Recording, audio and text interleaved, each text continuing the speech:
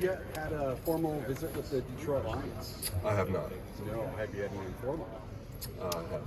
Okay, how did that go? It was good. Yeah. How would you see yourself fitting in with the Detroit Lions where they draft you in the draft this year? Yeah, I think the biggest thing is just their zone scheme. At Auburn, we did both gap and zone, so just a natural fit there, just running schemes that I'm familiar with. And what's the biggest reason an NFL team should draft you this year? Biggest reason is just I'm a guy that not only can connect with everyone in a locker room, but also help take the mental load off of everyone when we're at the line of scrimmage. Just allow guys to focus, whether it's the quarterback or my guards, my tackles. Just let me handle the mental side of it, and everybody else can go and be physical. Not that I'm not physical, but let them excel at what they excel at. Connor, do you have an injury update on your knee, and what are you going to be doing today? Yeah, so I plan on benching this weekend at the combine, and then as far as timelines go, I'll see my surgeon again early April and kind of get further. But I feel good and feel confident that I'll be ready for camp. Connor, what went into your decision to come out this year? Ultimately, there were a couple things, but the biggest one is I just felt ready from maturity standpoint, both on and off the field. It was a tough choice for sure, but just talking to my family, talking to people close to me, and my decision came down to that, and I felt ready. Connor, how much do you enjoy the mental aspect of being a center? It's different than any other position on the offensive line. Yeah, I mean that's my game right there. Is I emphasize the small details when it comes to the mental side of the game. Like I said, being able to take the load off the quarterback, the guards, just allow them to handle the other part and control the calls, protection, alert calls in the run game, stuff like that. That's what I take pride in. Is the mental part of the game something you think you've had your whole career, or have you really refined it recently? It's definitely something I would say I've been ahead of, starting younger, but definitely had to progress. Just find what works for me, and but for sure. Kind of on that note, what's the key to finding a group of different quarterbacks? I mean, they're all different sizes. So what's the key? Is it repetition? Is it geometry? Yeah, I mean, as simple as it sounds, it's just preparation and repetition, practicing. Just finding the small things that get you guys on the same page faster. What can you do most to help a quarterback out? I'd say as soon as we break the huddle, they know Connor Lew's their center. He's got the box under control. He's got the calls down. I can worry about the defensive structure, the secondary, and the final checks. But just being able to take that load off of them mentally. How much do you feel like being able to play early as a freshman in the SEC helped your development? I mean, it was tremendous. You get thrown into the fire a little bit, but you either sink or you swim. I was swimming, and just over time you develop, but you learn the niche parts about playing faster, so that allows you to speed up everything. People talk about the NFL game being so much faster in the trenches. Is there a way to prepare for that, or do you just have to get in there and feel it? I think it's probably similar to how it was in college. You get thrown into the fire a little bit, but once you figure it out, you're rolling. You said you were tasked with setting protections? I was. When did you get that role, with that responsibility? That's just something we did at Auburn, all the centers. That was part of their responsibilities. So I had it since I started as a freshman. How much have you cross-trained before? So I played a little bit of guard my freshman spring when I first got to Auburn. Always able, as a center, you know what all five guys are doing, right? So that part helps the cross-training aspect, but I have played a little bit of guard when I got there. Have you ever had a game where you had to shift in the middle of the game? I haven't in college, no matter. What about in high school? In high school, I actually started off as a tackle. And then halfway through my freshman season, they moved me to center. What kind of transition was that? So it's a funny story. We were going into our bye week for high school, and we already had a trip planned down to the beach. And my head coach was like, "Hey, can you snap a football?" And I was like, "Well, I've never tried, but it's a good time, and we're on bye. I'll go down to the beach." So I actually learned how to snap a football at the beach on the sand. So maybe there's something to that, but that's kind of from there. I was always a center. Well, how did you do that? Did you set up a trash can or a tire? So my little brother was the quarterback, and my uncle was in front of me, and we just kind of simulated a game. I'd snap first, make sure I got that, and then start progressing to snap stepping, and then trying to block my uncle. It made it a lot more difficult on the sand, but that's one of my favorite stories to tell, because that's where it all started. Was it like a Gulf Beach? It was in the panhandle. So that sand is like super thick. It is, yeah. So I mean, you're trying to snap. There's no friction. I mean, snapping on sand obviously is a lot more. I don't know if it's harder, but it's a lot different than snapping on turf or grass. So, yeah.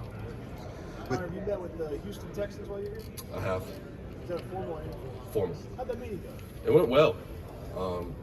Just learning about them, and I think, I fit into that scheme very well. So we'll see where it goes from there. Connor, who was the toughest opponent you faced last year? Last year, I mean, Georgia's D-line is always a good competition. 52 is a good player. I mean, you're in the SEC though, so every single week you've got NFL caliber D-linemen.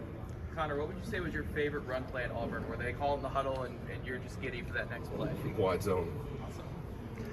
Connor, with your injury and the coaching change and just the adversity you guys faced on the field, what do you feel like were the biggest things you learned from this past season? It's just how to be, from a leadership perspective, how to be an anchor, be a pillar for the program, guys. Coaches being a guy that they can trust and rely on, almost being an extension of them to the rest of the team. And I think that's just part of being a center, right? So that was the biggest thing, is just being a reliable guy that everybody knows is going to be dependable. When do you feel like you first kind of became a leader at Auburn? Probably after my freshman year. There wasn't a whole lot of veteran guys in the room anymore. I was the center. I kind of stepped into that role, and like I said earlier, like being a center, you're the dude that everybody's looking to on offense aside from the quarterback.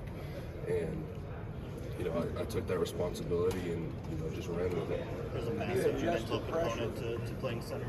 How has your process during the week grown in terms of preparation for Saturday? Yeah, so I give a lot of credit to the veterans that were there: Gunnar Britton, Avery Jones, Cam Stutz, my freshman year, just teaching me how to prepare at the college level, right? You get so many installs during the week, but there's not a lot of time spent with the coaches. You gotta have to learn how to prepare on your own, whether it's down and distance, player cut-ups, just learning what you can about the little details of your opponent that week. That I just kept building on, and I think it shows up in tape.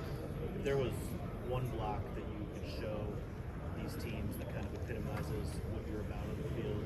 Do you have one that you can grab to pull for them? You mean like a play or? Yeah, like a single play. So it was one of the first or second third down versus Georgia. There was the play where they came out in a defensive structure that we didn't really talk about on film, but in my film study they presented something similar, and I went up to the ball and identified it immediately. And if we stuck to our base call, we probably could have picked it up, but you can see me actually get us into a slide on the line of scrimmage with one of my alert calls, and we pick up the blitz and we end up scoring on that drive. So I think that epitomizes who I try to be as a player, just knowing what the defense is going to do before some of the players on defense even know what they're going to do, and helping my team get into the best situation possible for it. Connor, when did you fall in love with the game?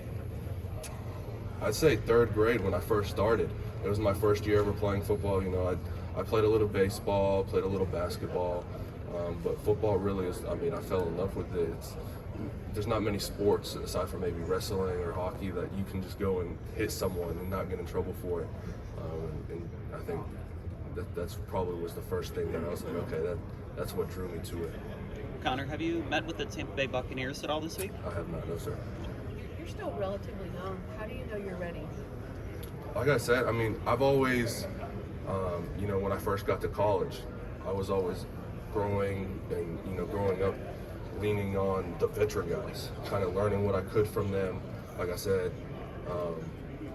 So I think that's probably going to have to be a big part of what I do to transition into the NFL. But stuff like that is kind of what makes me feel like, okay, I'm ready, I can do this. What are doctors currently telling you about your timeline when they feel like you'll be ready to be full go? Yeah, so we feel confident I'll be ready for camp. Last spring, you spent a lot of time in meetings with coaches. Yeah. What led to that? Was that you kind of spurring that on? Did they bring you in? How did that all work out? So last spring, it was pretty much my decision. I had extra time in between classes and stuff, and I was like, okay, I'm the center. Like, how can I take that next jump mentally? And it came to kind of learning about the whole offense, not just the box or what the offensive line is doing. And I thought the best way to do that was go into the offensive meetings and kind of understand what everybody's role was. What was the biggest thing you feel like you took away from that big picture? It's just once you kind of understand what the perimeter, the receivers, what the quarterback's looking at, it can kind of help get the intent of whatever the play's called in the huddle or on the field, it kind of helps you get yourself in the best situation for that, make the best calls for those types of situations once you kind of know what the big picture is. What's the freakiest thing you've ever seen Cam Coleman do? I mean, there's probably a handful of one-handed catches that, you know, you look up and it's like, there's no way he catches that. And then whether it's in a game and you see the replay or in practice, like, there's a handful, just the craziest things like that. What's he like in practice every day? You know, Cam's a guy who's, like, he's freaky. Like, you can tell he's an athletic guy. He does stuff that normal receivers can't, and it was fun to get to work with him while we were at Auburn. Having played with him, For Connor, guys. having played with him, and getting to mentor him a little bit after you got injured, what do you see in Cale Ellis and just his ceiling, at Auburn?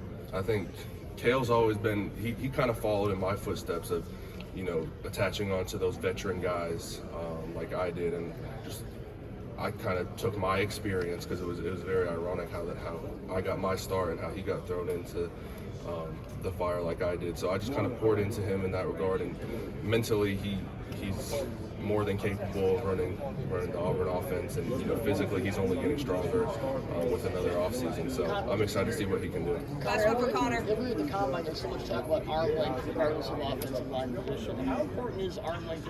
Is it an overcooked story at the combine and just in general? I mean, I think at the end of the day, it comes down to your playing style. Some guys rely on their length. Some guys, I mean, there's plenty of examples in the NFL right now who have shorter arms, but they find ways to work around it with their playing style. So I wouldn't look too much into it.